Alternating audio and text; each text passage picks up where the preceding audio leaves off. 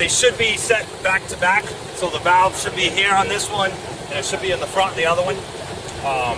So when you get a new tube, you gotta pop this cap off, and then you have to puncture the plastic seal inside, or else you won't get any foam. Right? So the valve is closed, so it's not gonna come flying out at you. So make sure you puncture the seal before you hook up the corrugated line. Then you have to take these covers off. You have to open up the vents on the top of the tanks, or else the foam solution will come out for a couple minutes and it'll just stop. So you have to open up the vents, and you have to puncture this. And then you can throw this valve whenever you're ready for foam. Okay? So just something to, if you're not getting foam, that might be why.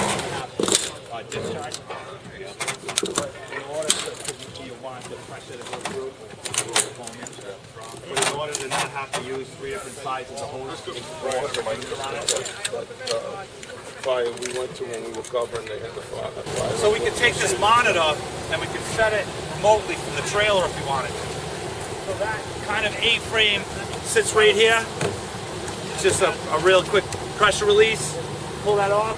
The 4 pins sit in these slots. And then when you take those pins out, if you want to grab those, Matt, there's 2 angle irons here.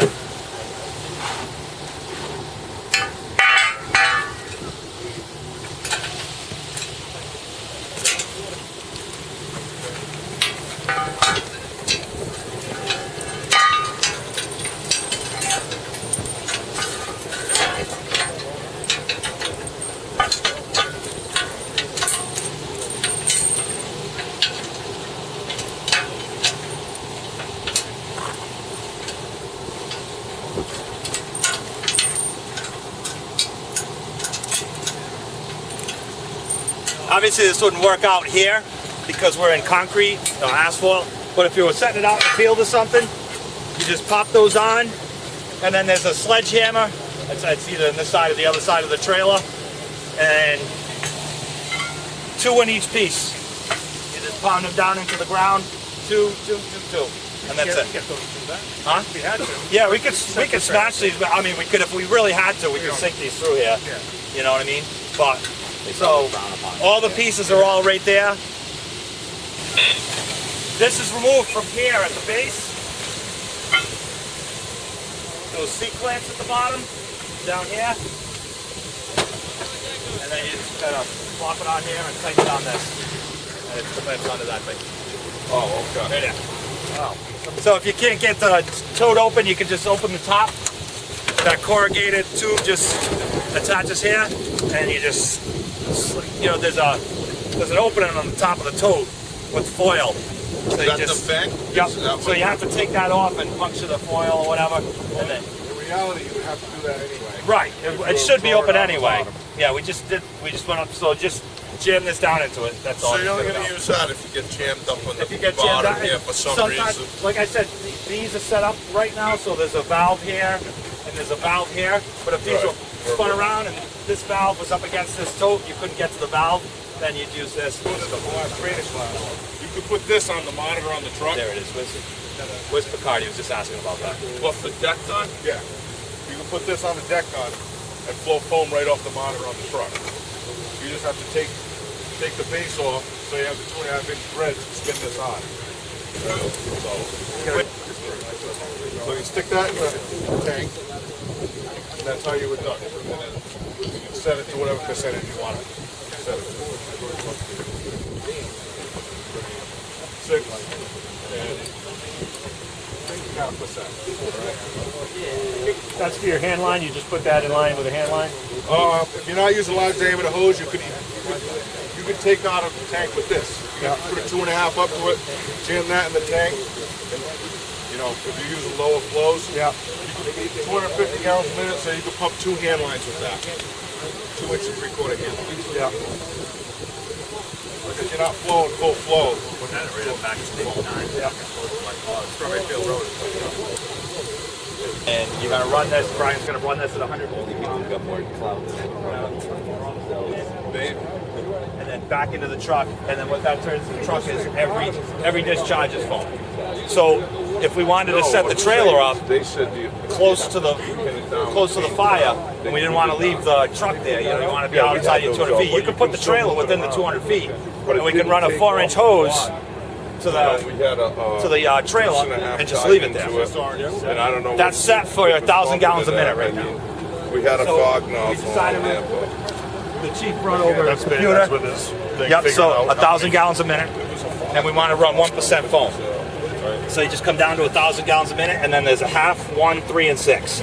So you come down 1, come over 1,000, 3.8. You set this at 3.8. That's it. So if we hook that up, we're going to run another 500 gallons a minute out of that. We have to change this. So we want to go down to 1,500 at 1%, and we'd have to kick this up to 4.2 if we're going to run both of them. So every time you add more lines, you have to come, you figure your flow. What was it that what it was the computer program that figured based on the area? Yep, That's what the based on the area. Yep. 1,000 gallons a minute. Yep, 1,000 gallons a minute for 15 minutes, and it tells you how much foam you need, and so you need 15,000 gallons of water and 150 gallons of foam. So we have 660 gallons of foam. There's plenty of foam. If we were on the highway, he was saying, then we'd need to get the tankers. And you're supposed to have all that there before you flow anything. put it to your proportioner. You look up what you're going to be flowing. So, you know, if you're going to flow the monitor, figure 1,000 gallons a minute, and then every hand line is going to be another 100. With a foam nozzle on, it's going to be another 100 gallons a minute, maybe 120. So if you had multiple lines in operation, you figure that out, adjust your coefficient to what percentage you want to flow at, and then you take that into your auxiliary intake. That gives you foam in every discharge if you're on the attack truck, or if the attack truck is down there, it'll give you foam in your large diameter discharge, which is essentially what we're doing with the monitor. So you can pump that another 1,000 feet, and then whatever truck's receiving it is getting the foam solution. All right. So the main thing you want to know about that thing is you want to know what the final flow is at the attack truck, whether it's this truck or whether it's down there, and then you get your proper percentage coming out of the tube. All right. You want the pressure going into that at 150 pounds to create the Venturi effect that's needed. Everyone remembers the stinger that can go in the top. If for some reason you can't access that port on the bottom, sometimes the totes are packed the wrong way. They can be back to back. You know, so the back toes, you may not be able to get to that. You can use the stinger that's in the foam trailer and put it in the top. It's just like a big foam reductor. Stick it in, tubes come out the same way. We're just simulating foam. Yeah, but every time he turns on another line, you have to come back to the proportioner and readjust. So we're at 3.8 now because we're flowing 1,000 gallons a minute. That's another 500 gallons a minute, so you'd have to go back and look up on the chart, and we looked it up, and we'd go from 3.8 to 4.2 if we were going to run foam out of both of them. And you can do that as you're You flowing. can do it as you're flowing. You can just walk over and turn the dial. And then the chief had his computer. It told us what we needed. But you have to have all the water and the foam on site, supposedly, before you do it. So this scenario said we needed 150 gallons of foam and 15,000 gallons of water. We have a hydrant, but like he said, with them, we're going to end up on 295. Us, them, last time when we had the tanker roll over back 10 years ago, whatever it was. So you have to have 15,000 gallons of water on site before you stop flowing foam, technically. Hopefully you're near an intersection. And that gives you 15 minutes. There's a road down underneath you that has a hydrant on it. You know. So that gives you 15 minutes because everything's based on putting the foam on the fire for 15 minutes. That's how all these calculations are based, is a 15-minute time block. Alright, so we're setting up the foam trailer. We have a water supply coming in from the hydrant into the pressure reducer valve, which holds the pressure to 40 pounds. Into the intake, the master intake on engine 9. Whoops. And then we're flowing 2.5 inches out into the adductor, which is hooked up to the tote. It brings the foam solution back into our intake. So now we have foam solution to every discharge in the truck. So we're using the large diameter on the other side of the truck to flow the 5-inch to the trailer. And that's how we get it. So now we have it running. Did you open the tote? The tote's open.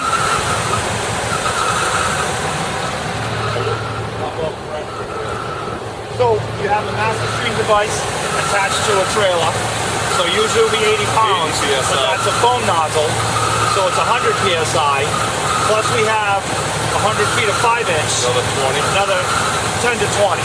So if you run it at 110, you should want to pump it between 115 and 120 pounds. 150 to 120. 115 to 120.